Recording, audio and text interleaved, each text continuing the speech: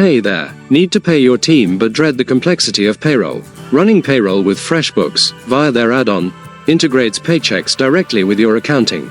Welcome back to Guide with Samuel. Here's the simple way to run it. First, you must be subscribed to the FreshBooks payroll add-on. Then, navigate to the payroll section. Add your employees with their tax and payment details. When it's payday, run payroll by entering hours or using salaried amounts. FreshBooks Payroll calculates all taxes, deductions, and net pay.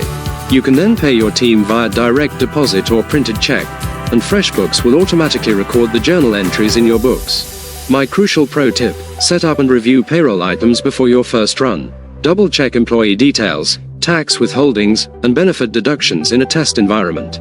Doing a dry run or contacting support for a setup review can prevent costly errors on live payroll. That's how you turn payroll from a headache into a streamlined, integrated process. Do you run payroll yourself, or do you outsource it to a specialist?